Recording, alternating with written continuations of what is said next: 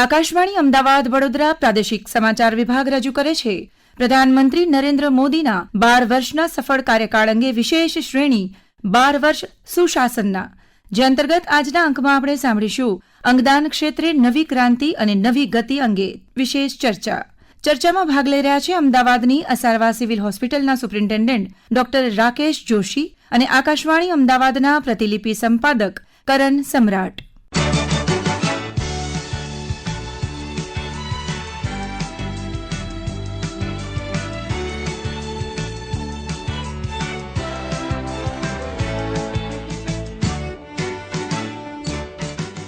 નમસ્કાર શ્રોતા મિત્રો, આકાશવાણીના આ વિશેષ અંકમાં આપનું સ્વાગત છે. એનડીએ સરકારના સફળ 12 વર્ષ નિમિત્તે આયોજિત વિશેષ શ્રેણી અંતર્ગત આજે આપણે એક એવા વિષય પર વાત કરવા જઈ રહ્યા છીએ જે સીધો જ માનવતા અને કોઈકના નવજીવન સાથે જોડાયેલો છે. આજનો આપણો આ વિશેષ અંક છે અંગદાન ક્ષેત્રે નવી ક્રાંતિ અને નવી ગતિ. છેલ્લા કેટલાક વર્ષોમાં દેશમાં અને ખાસ કરીને આપણા ગુજરાતમાં અંગદાન પ્રત્યે અભૂતપૂર્વ જાગૃતિ આવી છે અને હજારો લોકોને નવજીવન મળ્યું છે. આ સંવેદનશીલ અને મહત્વપૂર્ણ વિષય પર સત્તાવાર તેમજ વિસ્તૃત માહિતી આપવા માટે આજે આપણી સાથે સ્ટુડિયોમાં ખાસ જોડાયા છે અમદાવાદની અસારવા સિવિલ હોસ્પિટલના superintendent doctor Rakesh Joshi sir. Doctor Rakesh Joshi sir, Akashvani પર આપનું ખૂબ ખૂબ સ્વાગત છે. Thank you very much. Sir, પ્રધાનમંત્રી નરેન્દ્ર મોદીના નેતૃત્વ અને કાર્યકાળને 12 વર્ષ પૂર્ણ થયા છે. આ સફળ વર્ષો દરમિયાન અંગદાન ઝુંબેશને કેટલો મોટો વેગ મળ્યો છે? એટલે તમારી વાત સાચી છે. મોદી સાહેબે એમની મન કી બાતમાં 3 વખત ઉલ્લેખ કર્યો છે કે અંગદાન કરવું જોઈએ અને જે લોકોની સક્સેસ સ્ટોરી હતી એના વિશે પણ એમના સાહેબે એમાં વાત કરેલી. હકીકતમાં જોઈએ ને તો લાખો કિડનીની જરૂર છે, હજારો મળે છે, હજારો લીવરની જરૂર છે, ત્યાં જો 700-800 મળે છે. એટલે કે જે લોકો ઓર્ગન પ્રત્યારોપણ માટેના વેઇટિંગ લિસ્ટમાં છે, એક તરફે આપણે એવું કહીશું કે મૃત્યુના દ્વારે ઉભા છે. જો આવા વ્યક્તિને અંગદાન મળે તો એનું જીવન પાછું એટલે કે નવજીવન એને મળતું હોય છે અને પ્રોડક્ટિવ લાઈફ જીવી શકે છે અને માત્ર પેશન્ટ નહીં પરંતુ આખા પરિવાર અને એના મિત્ર વર્તુળમાં એક ખુશીનું વાતાવરણ પાછું આવે છે. મોદી સાહેબના મન કી બાતમાં કહેવાના લીધે અંગદાન પ્રક્રિયા ખૂબ ઝડપથી વધી રહી છે, એની અવેરનેસ ફેલાઈ રહી છે અને આપણે જો ગુજરાતની જ વાત કરશું તો ખૂણે ખૂણેથી અલગ અલગ જગ્યાએથી અંગદાન થવા લાગ્યા છે, જે એક મોટી સફળતા છે. જી સર. સર, છેલ્લા 6 વર્ષમાં 240 દાતાઓ થકી 1032 અંગો અને પેશીઓનું દાન આ માત્ર એક આંકડો નથી, પરંતુ અનેક પરિવારો માટે નવજીવન છે. સિવિલ હોસ્પિટલ દેશમાં અગ્રેસર બની છે, ત્યારે આ સફળની શરૂઆત અને અત્યાર સુધીના અનુભવ વિશે અમારા શ્રોતાઓને શું કહેશો? એટલે આપની વાત સાચી છે. અત્યારે હું કહીશ કે 241 અંગદાન થયા છે. સૌથી પ્રથમ જે અંગદાન થયેલું ને એ 27 ડિસેમ્બર 2020માં થયેલું. એટલે આ 5.5 વર્ષના ગાળામાં અમારી ટીમે રાત દિવસ મહેનત કરી અને એક મંત્ર સાથે કે અંગદાન એ જ મહાદાન, એ થીમ ઉપર કામ કરી અને અત્યાર સુધીમાં 241 અંગદાન થયા અને આ 241 અંગદાન થકી 1037 અંગો તથા પેશીઓનું દાન માત્ર સિવિલ હોસ્પિટલથી ગયું છે. 137 અંગોની જો વાત કરીશ તો એની અંદર 797 અંગો, 194 ચક્ષુદાન અને 45 ત્વચાદાન એટલે કે સ્કિન ડોનેશન થયા છે. આ 797 જે અંગો છે એની જો વિસ્તૃત વાત કરશું તો 445 કિડની, 215 લીવર, 76 હૃદય, 34 ફેફસા, 19 સ્વાદુપિંડ, 6 હાથ, 2 નાનું આંતરડું ના દાન એમાં સમાવેશ થાય છે. એટલે કે માત્ર 5.5 વર્ષના ગાળામાં સિવિલ હોસ્પિટલની ટીમે ભગીરથ કાર્ય કરી અને એવું કહીશું કે આ ઇન્ડિયામાં સૌથી વધારે અંગદાન કરનારી હોસ્પિટલ તરીકે નામના મેળવી છે. જી સર. અંગદાનને લઈને આપણા સમાજમાં ભૂતકાળમાં ઘણી ગેરમાન્યતાઓ અને ડર જોવા મળતો હતો. સિવિલ હોસ્પિટલે લોકોની આ માનસિકતા બદલવામાં કેવી રીતે સફળતા મેળવી આજે લોકો સામે ચાલીને અંગદાન માટે આગળ આવે છે, તે બદલાવ તમે સર કેવી રીતે જુઓ છો? એટલે બદલાવમાં તો ઘણા બધા એનજીઓ, એટલે હું એમ હંમેશા માનું છું કે અંગદાન એટલે કે ઓર્ગન દાનમાં આપવું, એ ઓર્ગન ટ્રાન્સપ્લાન્ટ કરવું કોઈ વ્યક્તિમાં, અને એની સાથે મીડિયા અને એનજીઓ જેવા લોકો, એટલે આ ઇમ્પોર્ટન્ટ 3 પિલર છે. એક રિટ્રાઇવલ હોસ્પિટલ, એક ટ્રાન્સપ્લાન્ટ હોસ્પિટલ અને મીડિયા અને એનજીઓઝ જે લોકો સુધી આ મેસેજ પહોંચાડે છે કે અંગદાન કરી શકાય. ઘણા બધા લોકોને ખબર નહોતી. પહેલાં મને યાદ છે કે ઇવન ડૉક્ટર્સ લેવલે અને હેલ્થકેર વર્કર લેવલે પણ એટલી જાણતા કે એમની અવેરનેસ નહોતી કે પર્ટિક્યુલર સિચ્યુએશનમાં જ્યારે કોઈ પણ વ્યક્તિને આપણે બ્રેન ડેડ કરી શકીએ છીએ ત્યારે એના અંગોનું દાન થઈ શકે. આપણા સૌના માટે માન્યતા માત્ર એવી હતી કે હૃદય ધબકતું બંધ થાય એને જ મૃત્યુ કહેવાય, જ્યારે સાયન્સની દ્રષ્ટિએ મગજ કામ કરતું બંધ થાય એને બ્રેન ડેડ કહેવાય, અને મગજ કામ કરતું બંધ થાય, હૃદય ધબકતું બંધ થાય, એના બે વચ્ચેનો જે પીરિયડ છે એની અંદર અંગદાન થઈ શકે. એટલે એ પ્રમાણે જે કામ ચાલુ કર્યું, જેને મીડિયા થકી, NGO થકી ગામડે સુધી પહોંચાડ્યા, અને પછી એ અંગદાનમાં વૃદ્ધિ જોવા મળી અથવા વધારે લોકો એમાં જોડાતા ગયા. હજુ પણ એટલી બધી ગેરમાન્યતાઓ છે. એવું નથી કે જેટલા જ બ્રેન ડેડ ડિક્લેર થાય છે બધા જ લોકો અંગોનું દાન કરે છે. હું એમ કહીશ કે અમારો જે રેશિયો છે એ 48 થી 50% છે. 50% કન્સેન્ટ તો બ્રેન ડેડ ડિક્લેર કર્યા પછી હજુ પણ નથી આવતી, અને એમાં ઘણી બધી ગેરમાન્યતાઓ છે. અમુક કાસ્ટ બેઝ છે કે અમારી જ્ઞાતિમાં આવું ન થાય. અમુક લોકોને એવી માન્યતા છે કે જેટલા અંગો દાન કરશું તો નેક્સ્ટ જન્મ છે એટલા અંગો સિવાયનો થશે, જે શક્ય નથી. ઘણા લોકોને એ પ્રોસેસ ટ્રાન્સફર પર ભરોસો નથી કે હું અંગોનું દાન કરીશ તો કોઈ વેચી દેશે, કોઈ એમ કે જાણીતા વ્યક્તિને આપી દેશે, અથવા કેવી રીતે આનું ફાળવણી થશે એના વિશે જ્ઞાન ના હોવાથી એમાં પણ એમને કુશંકાઓ હોય. એટલે આવી બધી ગેરમાન્યતાઓ હોય એના માટે થઈ અને અમારી ટીમ સતત સગા સાથે સંપર્કમાં રહે છે, એને ટ્રાન્સપરન્ટ સિચ્યુએશન વિશે સમજાવે છે કે આમાં ઇનફેક્ટ સુપ્રિન્ટેન્ડન્ટને પોતાને જરૂર હોય ને તો પણ અંગ ન મળે. એ અંગ એને જ મળે જે સૌથી વધારે બીમાર છે. એ અંગ એને જ મળે કે જેને સોટોની અંદર, એટલે કે આપણા ગુજરાતની અંદર જે તે હોસ્પિટલમાં એને અંગોના પ્રત્યારોપણના વેઇટિંગ લિસ્ટમાં નામ લખાયું હોય, જેને સૌથી વધારે તકલીફ છે એનો નંબર ઉપર હોય. એટલે જે પ્રમાણે નંબર આવે એ જ પ્રમાણે અંગ આપી શકાય. એ કોઈ પણ ઓળખીતાને ના આપી શકાય, એ કોઈ પણ જાણીતા વ્યક્તિને ના આપી શકાય. માત્ર ને માત્ર એના વેઇટિંગ લિસ્ટમાં વ્યક્તિ હોય અને માત્ર ને માત્ર એ મેરિટમાં આગળ હોય ત્યારે જ એને અંગ એ મળતું હોય છે. એટલે એવી ટ્રાન્સપરન્ટ સિસ્ટમ છે. પરંતુ એક વાત આજે એટલી તો ચોક્કસ છે કે છેલ્લા 5 વર્ષમાં ઘણી બધી અવેરનેસ ફેલાઈ છે. મને પોતાને ઘણા બધા અનુભવો છે કે ઘણીવાર રાત્રે middle of the night phone આવે કે સર મારા ફેમિલીમાં કોઈ એક વ્યક્તિનું મૃત્યુ કદાચ થોડાક સમયમાં થશે, શું અમે અંગદાન કરી શકીએ? એનો મતલબ અંગદાન શબ્દ માનસિક પટલ પર પહોંચ્યો છે. હજુ એ નથી ખબર કે કેવી રીતે કરી શકાય. બધાને એ નથી ખબર કે અંગદાન અને દેહદાનમાં ઘણો ડિફરન્સ છે. આખું શરીર જ્યારે દાનમાં આપીએ એને દેહદાન કહેવાય. જ્યારે બ્રેન ડેડ અવસ્થા અને હૃદય ધબકતું હોય, વેન્ટિલેટર અને દવાઓથી બાકીનું સર્ક્યુલેશન આપણે ચાલુ રાખી શકીએ, બ્રેન ડેડ ડિક્લેર થાય અને ડેથ ન થાય એ વચ્ચેના પીરિયડમાં જે અંગો દાન કરીએ છીએ એને અંગદાન કહેવાય. ચક્ષુદાન અને ત્વચાદાન વિશે કદાચ ચક્ષુદાન વિશે તો કોમનલી બધાને હવે ખબર છે. ધીરે ધીરે ત્વચાદાનમાં પણ અવેરનેસ થઈ રહી છે. એટલે આ બધા જ અંગો અને પેશીઓ એવા છે કે જો કોઈ એક પરિવાર આનો પોઝિટિવ નિર્ણય લે, જ્યારે આપણે નથી ઈચ્છતા કે કોઈ પણ વ્યક્તિના ઘરની અંદર એમનું કોઈ પણ સ્વજન ક્યારેય બ્રેન ડેડ થાય, પરંતુ brain surgery, road traffic accident કે કોઈ પણ લેવલે બ્રેન હેમરેજ, કોઈ પણ કારણથી જો વ્યક્તિ બ્રેન ડેડ થાય છે તો એ મેડિકલ લેંગ્વેજમાં ઇરિવર્સિબલ સિચ્યુએશન છે. એ વ્યક્તિ ફરી ક્યારેય જીવિત નથી થવાનો. અને આનાથી મોટું દાન કોઈ ન હોઈ શકે જે એક વ્યક્તિ થકી 7 થી 8 લોકોને નવજીવન આપે છે. માત્ર કલ્પના કરો કે જે ફેમિલીની અંદર એમના સગાને અઠવાડિયામાં 3 દિવસ ડાયાલિસિસ કરાવવાનું હોય, અથવા એવું કહીશું કે સખત પીળીઓ હોય, પેટ ફૂલી ગયું હોય, પેટમાં પાણી ભરાયું હોય, આપણે નથી કહેતા હાથ પગ દોડી જેવા થઈ ગયા હોય, અને જોન્ડિસ હોય, સિરોસ્ટિકનું પેશન્ટ હોય, ફેલિયર હૃદય કે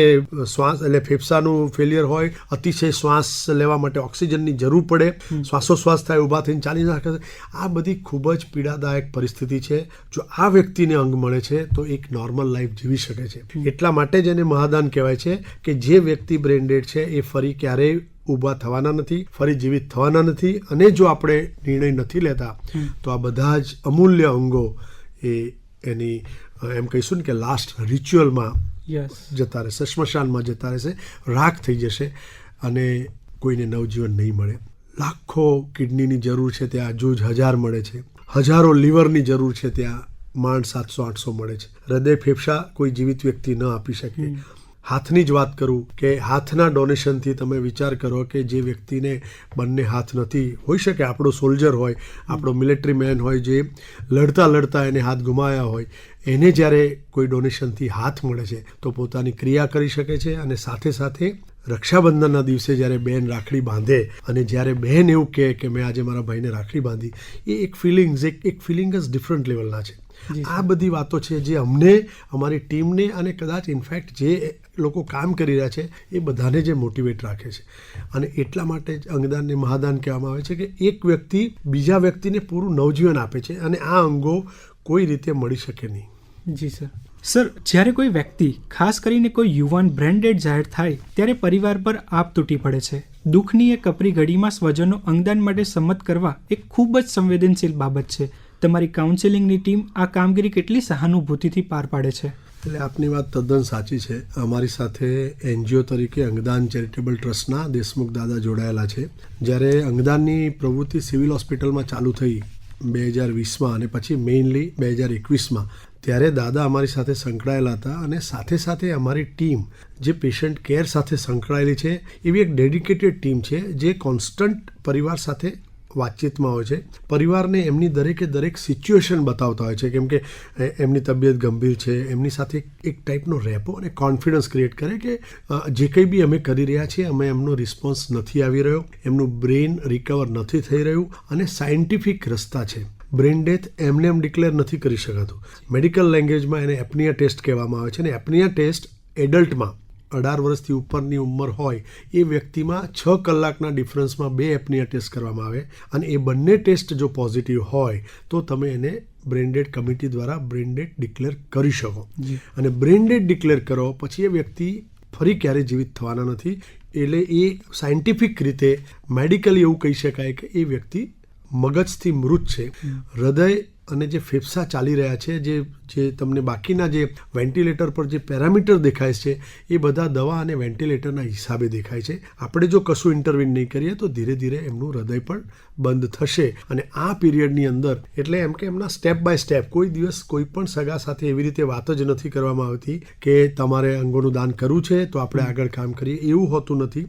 પેશન્ટને રિકવર કરવા માટે, એને સારું થાય એના માટે ટીમ રાત દિવસ કામ કરે, સઘન સારવાર આપે અને એમાં રિસ્પોન્સ ન મળે, બ્રેનની પરિસ્થિતિ એવી હોય કે રિકવર ન થાય, એવી પરિસ્થિતિમાં બોડીના બાકીના બધા પેરામીટર જ્યારે નોર્મલ થાય ત્યારે આપણે આ ટેસ્ટ કરવામાં આવે છે. આખી જ જે પ્રોસેસ છે, ઘણીવાર 1 દિવસ 2 દિવસ 3 દિવસ આખી જ પ્રોસેસમાં અમારી ટીમ એમની સાથે હોય, સગા સાથે વાર્તાલાપમાં હોય. પછી જ્યારે બ્રેન ડેથની સિચ્યુએશન આવે ત્યારે પછી એમની સાથે વાત કરવામાં આવે છે કે આ બંને ટેસ્ટ હવે થઈ ગયા છે. અમારી દ્રષ્ટિએ આ પાક્કું છે કે વ્યક્તિ બ્રેન ડેડ છે, નિર્ણય આપે લેવાનો છે. કોઈ પણ જાતનું પ્રેશર, દબાણ, જ્યારે પણ સગા એમ કે તમે કાલે સવારે મળજો અથવા અમારા રિલેટિવ આવતીકાલ બપોરે આવશે અથવા આમ આવશે, દરેકે દરેક વસ્તુ સગાના ઇમોશન સાથે રહી અને એમની સાથે વાતચીત કરવાની અને એમને સમજાવવાનું કે હવે આ પરિસ્થિતિમાં વેઇટ કરશું તો આવું થશે. જો તમે નિર્ણય હાનો લેશો અથવા સંમતિ આપશો તો 7 થી 8 લોકોને નવજીવન મળશે. એમની સાથે વાત કરીએ અને પછી જો એમની સંમતિ હોય તો એ કન્સેન્ટ લેવામાં આવે. કન્સેન્ટ લીધા પછી એનું રજિસ્ટ્રેશન થાય અને રજિસ્ટ્રેશન થયા પછી જેટલા સારા અંગો છે એ બીજા જે વેઇટિંગ લિસ્ટમાં છે, જેમ મેં પહેલાં કહ્યું એ પ્રમાણે જે ફર્સ્ટ વેઇટિંગ લિસ્ટમાં હશે એને એ અંગનું એમ કહેવાય કે એલોટમેન્ટ થતું હોય છે. અને ઓપરેશન થિયેટરમાં લઈ જઈએ એના પહેલાં પ્રેયર કરતા હોઈએ, સગાનો આભાર માનતા હોઈએ, જે વ્યક્તિ બ્રેન ડેડ છે એમનો આભાર માનતા હોઈએ અને એમના માટે પ્રાર્થના કરતા હોઈએ. છતાં અને સાથે ટીમ સાથે મળી અને પ્રેયર કરીને પછી એમને ઓપરેશન થિયેટરમાં શિફ્ટ કરવામાં આવે ને જ્યાં આ રિટ્રાઇવલ પ્રોસેસ થાય. એક વસ્તુ એવી કન્ફર્મ છે કે આપણે જે અંગ આપવાનું છે જે વ્યક્તિને, એ એકચ્યુઅલી એ અંગના એન્ડ ઓર્ગનથી પીડાય છે. એટલે કે કિડનીનો જ વ્યક્તિ જેને કિડનીની જરૂર છે, ડાયાલિસિસ પર છે અને એને સારી કિડની મળે તો વધારે સારું જીવન થાય. લીવરવાળા વ્યક્તિને સારું લીવર મળે, ફેફસું સારું મળે કે હૃદય સારું. એટલે કે જે બ્રેન ડેડ વ્યક્તિ હોય એમાં સારામાં સારા ઓર્ગન જે નોર્મલ લેવલે કામ કરતા હોય એ અંગો રિટ્રાઈવ કરી અને ડોનેશનમાં આપવામાં આવે છે, જેથી કરીને કમ્પ્લીટલી પ્રોડક્ટિવ લાઈફ જીવી શકે, ડાયાલિસિસ બંધ થઈ જાય, લીવરના ફંક્શન્સ નોર્મલ થઈ જાય, નોર્મલ લાઈફ જીવે. અને હાર્ટ અને ફેફસાવાળા હોય તો એ લોકોને ધીરે ધીરે ધીરે કરી અને ઓક્સિજન રિક્વાયરમેન્ટ જતી રહે, પોતાની એક્ટિવિટી કરે. હમણાં જ જો તમે જોયું હશે કે છેલ્લા 3 વખત તો આપણા માનનીય અને આપણા જ ગુજરાતના લોકલાડીલા નેતા અને આપણા અત્યારના પ્રધાનમંત્રી એમને પણ એમની મન કી બાતમાં 3 વખત કહ્યું કે અંગદાન મહાદાન છે, અંગદાન કરવું જોઈએ. અને હજારો લોકો વેઇટિંગમાં છે, લાખો લોકો વેઇટિંગમાં છે, જે એમ કહીશું ને કે મૃત્યુના દરવાજે ઊભા છે, એને જો અંગ મળશે તો એ નવજીવનમાં ફેરવાશે, એક પ્રોડક્ટિવ લાઈફમાં ફેરવાશે. જી સર. સર, આકાશવાણી સાંભળી રહેલા ઘણા શ્રોતાઓ એવા હશે જેમને અંગદાન કરવાની ઈચ્છા હશે, પરંતુ સાચી પ્રક્રિયા ખબર નહીં હોય. જો કોઈ સામાન્ય નાગરિક જીવતે જીવ પોતાનો અંગદાનનો સંકલ્પ કરવા માંગતો હોય તો તેની પ્રક્રિયા શું છે અને તેમણે ક્યાં સંપર્ક કરવો જોઈએ? એટલે હવે આપણે જે રીતે આપણે BPL કાર્ડની રજિસ્ટ્રી છે ને એવી જ રીતે અંગદાતાઓની રજિસ્ટ્રી તૈયાર થઈ રહી છે નેશનલ લેવલે. અત્યારે આપણે ઇવન ગુજરાતમાં જોઈશું ને તો આપણા જે નવા અત્યારે ડ્રાઇવિંગ લાઇસન્સ નીકળે છે ને એની અંદર નીચે એક લાઇન છે, જો તમે કહ્યું હોય કે આઈ એમ અ ઓર્ગન ડોનર, એટલે કે હું અંગદાતા છું, ન કરે નારાયણ આવી કોઈ સિચ્યુએશન મારી સાથે થાય તો મારા પરિવારને હું મંજૂરી આપું છું કે મારું અંગદાન કરવું. માત્ર એટલી વાત છે કે જ્યારે તમે આવો કોઈ સંકલ્પ લો, એટલે કે નેશનલ લેવલે વેબસાઇટ છે noto.abdm.government એટલે gov.in પર તમે લોગિન કરશો તો તમને ઓર્ગન ડોનર રજિસ્ટર માટેની લિંક ઓપન થશે અને એની અંદર તમારે જે કોઈ બી ઓર્ગનનું ડોનેશન કરવું હોય તમે કરી શકશો. તમે સિલેક્ટ કરી શકશો કે મારે માત્ર હૃદય આપવું છે કે માત્ર લીવર આપવું છે અથવા બધા જ અંગો આપવા છે, બધા જ અંગો સાથે બધી પેશીઓ પણ આપવી છે. એટલે કે એ વેબસાઇટ પર તમે જ્યારે રજિસ્ટર કરો ત્યારે એ રજિસ્ટ્રેશન ઇન્ડિયા લેવલે તમારા સ્ટેટ વાઇઝ બી ખરું અને ઇન્ડિયા લેવલે પણ એક રજિસ્ટ્રી તૈયાર થાય છે. એટલે ભવિષ્યમાં એવું થશે કે જ્યારે આવી કોઈ પરિસ્થિતિનું ક્યાંય નિર્માણ થાય તો જે તે વ્યક્તિને આપણે સર્ચ કરી શકીએ કે એમને પ્લેજ જેને આપણે કહીએ છીએ પ્લેજ લીધો અથવા સંકલ્પ લીધો છે કે મારે અંગદાન કરવું છે. અમે એ લોકોને માત્ર એટલી વિનંતી કરીએ છીએ કે જ્યારે તમે પ્લેજ લો, જ્યારે તમે આ નિર્ણય લો, તમારા પરિવારજનોને ચોક્કસથી જણાવશો, કેમ કે નિર્ણય છેવટે જ્યારે કરવાનો હશે ત્યારે પરિવારે કરવામાં આવશે. પ્લેજ લીધું હશે તો પણ પરિવારની મંજૂરી જરૂરી રહેશે. એટલે પરિવાર જો આ બાબતે જાણતું હશે તો આપણને ઇઝીલી એમની કન્સેન્ટ મળે અને કોઈ બીજી અડચણ ઊભી ન થાય. એટલે દરેકે દરેક વ્યક્તિએ જૂના સમયમાં, જૂના જમાનામાં એવું હતું કે આપણા ઘરમાં કોઈ ડેથ થાય તો કાં તો એમના એકદમ નજીકના મિત્ર અથવા આપણા સગા સ્નેહીઓ આવીને કે દાદાનું કે પપ્પાનું આવો એક નિર્ણય હતો, તો એવી રીતે આપણને ઘરમાં માહિતી આપતા. તો એ માહિતી ઘર સાથે જો વહેંચેલી હોય તો બધાને જ ખબર હોય કે આ મારા સ્વજનને અંગદાનનું પ્લેજ લીધું છે, તો એ પ્રક્રિયા થોડી વધુ સરળ બને. બધા જ લોકોને નમ્ર વિનંતી છે કે તમે રજિસ્ટર કરાવો. જી સર. પ્લેજ લો. સામાન્ય રીતે લોકો કિડની, લીવર કે હૃદયના દાન વિશે જ વધુ જાણે છે, પરંતુ સિવિલ હોસ્પિટલમાં ચક્ષુદાન, ત્વચાદાન અને પેશીઓનું દાન પણ મોટા પાયે થાય છે. ખાસ કરીને દાઝી ગયેલા દર્દીઓ માટે સ્કિન બેંક કેટલી આશીર્વાદરૂપ છે અને લોકોમાં આ અંગે જાગૃતિ લાવવી કેટલી જરૂરી છે? સર, તમારી વાત એકદમ સાચી છે, પણ હવે અત્યારની પરિસ્થિતિ આપણે જોઈએ ને તો આપણા શરીરમાં વિચારીએ ને તો તમે ચક્ષુદાન વિશે બધા જ લોકોને ખબર છે કે ડેથના વિધિન 6 અવર્સમાં તમે આંખનું દાન કરી શકો. એ જ રીતે ચામડીનું દાન પણ તમે 6 કલાકની અંદર કરી શકો. એમાં કોઈ એજ લિમિટ આવતી નથી, કોઈ રિસ્ટ્રિક્શન નથી. સાથે સાથે આપણે જોઈએ ને તો હૃદયનું દાન થઈ શકે, ફેફસાનું દાન થઈ શકે, લીવર, કિડની કોમનલી આપણે સાંભળીએ છીએ, સ્વાદુપિંડનું દાન થઈ શકે, નાના આંતરડાનું દાન થઈ શકે, હાથોનું દાન થઈ શકે. જો હૃદય દાન ન થઈ શકે તો હૃદયના વાલ્વનું દાન થઈ શકે. એટલે ઓર્ગન તથા પેશીઓનું ડોનેશન કરી શકાય. અને સ્કિન બેંક પણ સિવિલમાં ચાલુ થઈ છે અને અત્યાર સુધીમાં 45 ત્વચાદાન સિવિલ હોસ્પિટલને મળ્યા છે. બધા નવી લાગશે કે આ ત્વચાદાનથી ફાયદો શું થાય, પરંતુ હું આપને કહીશ કે ઘણા બધા લોકો રોડ ટ્રાફિક એક્સિડન્ટમાં ઘણી બધી શરીરની સરફેસની સ્કિન ઘસાઈ જાય અથવા નીકળી જતી હોય છે, મોટા મોટા વૂંડ હોય, ઘા પડેલા હોય. એવી જ રીતે વધારે માત્રામાં દાઝેલા દર્દીની સરફેસમાં જ્યારે બન્સથી ઓપન હોય ત્યારે એમાંથી પાણી ઝરતું હોય છે, જેને અમારી દ્રષ્ટિએ પ્રોટીન લોસ કહેવાય. પ્લસ એ ઇન્ફેક્શન માટેની ખૂબ મોટી સાઇડ છે. જો આવા વ્યક્તિને સ્કિન કવર આપી શકીએ આપણે, એની પાસે તો સ્કિન છે નહીં, પરંતુ દાનમાં મળેલી સ્કિન પ્રોસેસ કર્યા પછી એને જ્યારે સ્કિન લગાવીએ ત્યારે આ પાણી ઝરવાનું બંધ થાય, એટલે કે પ્રોટીન લોસ બંધ થાય, ઇન્ફેક્શન થવાના ચાન્સ ઘટે અને સાથે સાથે રિકવરીના ચાન્સ વધે. એટલે આપણે એ વ્યક્તિને બચાવી શકીએ. એટલા માટે ત્વચાદાન કરવું પડે. ત્વચાદાન પણ એવી જ રીતે છે કે વ્યક્તિ ડેથ થાય એના પછીના 6 કલાકમાં કરી શકીએ, અને બ્રેન ડેડ હોય એનું તો કરી જ શકીએ. એટલે એના માટે પણ તમે પ્લેજ લઈ શકો છો, તમારા પરિવારજનને જાણ કરી શકો છો. સિવિલ હોસ્પિટલ એવી સિસ્ટમ ગોઠવેલી છે કે અમદાવાદ અને ગાંધીનગરમાં કોઈ પણ વ્યક્તિ ઘરે ડેથ થાય ને તો પણ અમારી ટીમ ઘરે જઈ અને ત્વચાદાન લેતી હોય છે, ચક્ષુદાન સાથે જઈને. અને બીજી એક અગત્યની વાત કહીશ કે દરેક લોકોને એવું થતું હોય કે સ્કિન ડોનેશન કરીશ તો ડિસફિગરમેન્ટ થશે. આપણી સંસ્કૃતિમાં આપણે એવું છે કે આપણે છેલ્લે જ્યારે લાસ્ટ રિચ્યુઅલ કરતા હોય ત્યારે પૂજા પાઠ કરીને પછી આપણે સ્મશાને લઈ જતા હોય છે. પરંતુ આપ સૌને જણાવીશ કે સ્કિન ડોનેશનમાં જ્યારે આપ સ્કિન આપવાની હા પાડો છો ત્યારે બરડામાંથી સ્કિન લેવામાં આવે છે, પાછળના ભાગથી. એ જ રીતે પગના પાછળના ભાગથી, બેક ઓફ ધ લેગ્સમાં સ્કિન લેવામાં આવે છે, જેથી કરીને તમને બહાર એમનો ફેસ, ચહેરા પર કોઈ પણ જાતનું ડિસફિગરમેન્ટ નથી આવતું. પરંતુ જો તમે આ નિર્ણય લેશો તો એના થકી ઘણા બધા દર્દીઓ જે વધારે પડતા બર્ન્સવાળા હોય અથવા ટિશ્યુ લોસવાળા હોય એને એક બાયોલોજિકલ ડ્રેસિંગ તરીકે મળે. આ ચામડી અંગની જેમ એના શરીરમાં વણાઈ નથી જવાની, થોડાક દિવસે નીકળી જશે, પણ એ ત્યારે નીકળશે કે જ્યારે એનું પોતાનું હિલિંગ થાય. એટલે એનો ટિપિકલ એમ કહીશું ને કે એક બાયોલોજિકલ ડ્રેસિંગ છે જે પ્રોટીન લોસ બચાવે અને ઇન્ફેક્શન બચાવે. જી સર, તમે અને તમારો સ્ટાફ દિવસ રાત દર્દીઓ વચ્ચે રહો છો. એક તરફ કોઈ પરિવારે પોતાનું સ્વજન ગુમાવ્યાનું દુઃખ હોય છે અને બીજી એ તરફ એ જ પરિવારના નિર્ણયથી બીજા કોઈ ઘરમાં દીવો પ્રગટે છે. આ બંને લાગણીઓ વચ્ચે સેતુ બનવાનું કામ કરતી તમારી તબીબી ટીમ આ માટે આ સફર કેટલી ભાવનાત્મક હોય છે? મેં આપને એક એક્ઝામ્પલ તો પહેલાં આપ્યું જ કે જ્યારે કોઈ પણ બહેન કે દીકરી જ્યારે હાથે રાખડી બાંધી અને વિડીયો મોકલે છે કે મારા ભાઈને કે મારા પપ્પાને જ્યારે હાથ મળ્યા તો આજે એની બહેને એને રક્ષાબંધને રાખડી બાંધી, એનાથી વધારે ઉત્તમ કોઈ ફિલિંગ્સ ન હોઈ શકે. એની સાથે સાથે વીકમાં 3 દિવસ ડાયાલિસિસ કરાવતા પરિવારને ડાયાલિસિસ બિલકુલ બંધ થઈ જાય અથવા ખૂબ લીટરો એટલે 50 લીટર 60 લીટર પર મિનિટ ઓક્સિજન સાથે જીવતા હૃદયના દર્દીને જ્યારે ઓક્સિજનની રિક્વાયરમેન્ટ ન હોય, પોતે ચાલી શકે, વ્હીકલ ચલાવી શકે, અને એ જ રીતે કોઈ પણ ડોનર વ્યક્તિ જ્યારે પુનઃ એમ કહેવાય ને કે નોકરી પર લાગે અથવા પ્રોડક્ટિવ લાઈફ જીવતો થાય, એવા કિસ્સાઓ જ્યારે સામે આવે ત્યારે પોતાને ખૂબ મોટિવેશન મળે છે.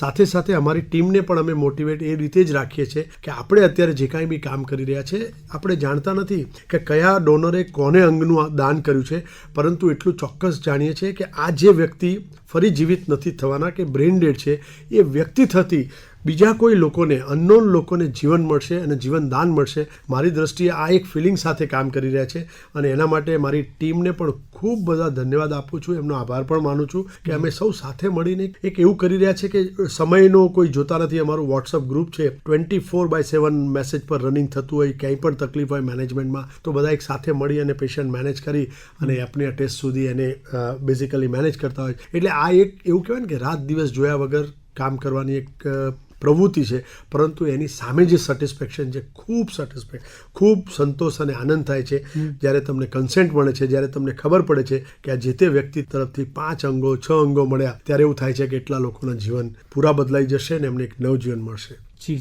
સર, સમાજમાં એવી ગેરમાન્યતાઓ છે કે ડાયાબિટીસ, બીપી ધરાવતા લોકો અથવા તો વૃદ્ધ વ્યક્તિ અંગદાન ન કરી શકે. મેડિકલ સાયન્સ મુજબ કઈ ઉંમર સુધી અને કઈ શારીરિક પરિસ્થિતિમાં અંગદાન શક્ય બને છે? એટલે મેં આપને પહેલાં પણ કહ્યું કે જ્યારે કોઈ વ્યક્તિને અંગ આપવાનું હોય અથવા જ્યારે વ્યક્તિને અંગની જરૂર હોય ત્યારે એવું માનવામાં આવે છે કે જે વ્યક્તિની જરૂર છે, જે રેસિપિયન્ટ છે, એનું એ અંગ તો બિલકુલ કામ નથી કરતું. એટલે આપણે જે ડોનેટ કરવાનું છે એ એની સારામાં સારી કન્ડિશનમાં હોવું જોઈએ.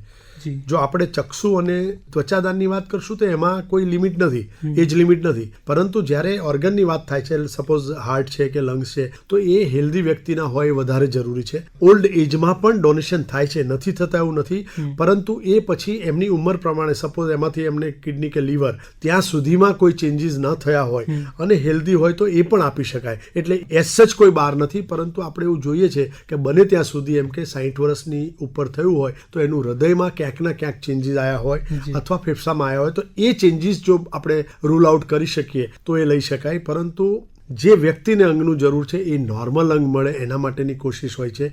એટલે રિપોર્ટ પ્રમાણે, ઇકો પ્રમાણે કે તમારા સીટી સ્કેન અને બાકીના રિપોર્ટ પ્રમાણે જે અંગ સારામાં સારું કામ કરતું હોય એ અંગ લઈ અને એનું પ્રત્યારોપણ કરવામાં આવે છે. જી સર, સરકારી હોસ્પિટલમાં આટલા મોટા પાયે ઓર્ગન રિટ્રાઇવલ અને ગ્રીન કોરિડોર જેવી વ્યવસ્થા ઊભી કરવી પડકારજનક હોય છે. આ સેવા યજ્ઞમાં રાજ્ય સરકારનું માર્ગદર્શન અને હોસ્પિટલનું ઇન્ફ્રાસ્ટ્રક્ચર કેટલું મજબૂત પીઠબળ પૂરું પાડે છે સર? એટલે તમારી વાત સાચી છે. શરૂઆતમાં ટીમ બનાવવી અઘરી હતી રેસિડન્ટ ડૉક્ટર્સને મોટિવેટ કર્યા, એ લોકો જોડાયા. હું મારો એમ કહેવાય ને કે 24/7 અવેલેબિલિટી, દરેક પ્રેયરમાં મારી હાજરી થાય એવી કોશિશ કરવાની હંમેશા. અને સાથે હું સરકારની જો વાત કરીશ ને, તો જ્યારે 50 ઓર્ગન ડોનેશન થયા હતા ત્યારે એ વખતના અમારા health minister Rishikesh sir civil hospital આવ્યા ને આખી ટીમને બિરદાવેલી. 74 ઓર્ગન ડોનેશન થયા ત્યારે આપણા અત્યારના મુખ્યમંત્રી ભૂપેન્દ્ર પટેલભાઈ સાહેબ એમને આખી ટીમ અને દાતાઓ પરિવારને પોતાના ઘરે બોલાવી અને સન્માન કરેલું. એના પછી શંકરભાઈ ચૌધરી આપણા વિધાનસભાના અધ્યક્ષ, એમને પણ એમના ઘરે બોલાવી અને બધાનું સન્માન કરેલું. ગવર્નર સાહેબ પણ 15 ઓગસ્ટ કે 26 જાન્યુઆરીએ પરિવાર સાથે પરિવારનું સન્માન કરે છે. અને હમણાં જ અત્યારના આપણા હેલ્થ મિનિસ્ટર પ્રફુલભાઈ પાનસરિયા સાહેબ સિવિલ હોસ્પિટલ આવ્યા ને એમને અમરકક્ષની મુલાકાત લીધી. ત્યારે પણ એક બેન ત્યાં જે દાતા પરિવારના બેન હતા એમને ખૂબ નતમસ્તક કરીને અભિનંદન પણ આપ્યું અને એમણે ખૂબ ઋણ સ્વીકાર કર્યું કે તમે જે આ નિર્ણય લીધો છે એના થકી લોકોને નવજીવન મળ્યું છે. એટલે કે સરકાર તરફથી ઇન્ફ્રાસ્ટ્રક્ચર તો આપણી પાસે સિવિલમાં છે જ, એક ડેડિકેટેડ ટીમ એના માટે કામ કરે છે, પરંતુ સરકાર પણ હંમેશા પ્રોત્સાહક દરેક જગ્યાએ તમારું ક્યાંકના ક્યાંક એમ કહેવાય ને કે મોટિવેશન મળે એવી વાત. અને આવી રીતે જ્યારે આપણા મુખ્યમંત્રી કે આપણા વિધાનસભાના અધ્યક્ષ કે આપણા હેલ્થ મિનિસ્ટર સાહેબ આપણને શાબાશી આપે અથવા કામને સરાહે તો આઈ થિંક ટીમ મોટિવેટેડ રહે છે. અને મારી પોતાની એક સુપ્રિન્ટેન્ડન્ટ તરીકેની બી પણ જેવી જ જવાબદારી છે કે હું પણ મારી ટીમને હંમેશા મોટિવેટ રાખવા કોશિશ કરી રહ્યો છું. અને સૌ સાથે મળી અને એક ટીમવર્ક તરીકે કામ કરીએ છીએ.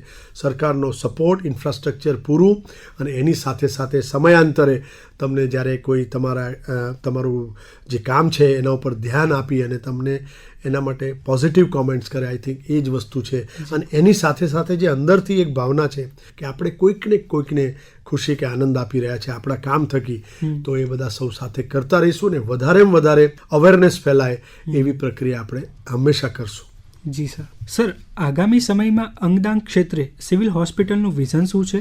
કઈ નવી મેડિકલ સુવિધાઓ કે ટ્રાન્સપ્લાન્ટની દિશામાં હોસ્પિટલ આગળ વધી રહી છે જેથી વધુને વધુ દર્દીઓને લાભ મળી શકે?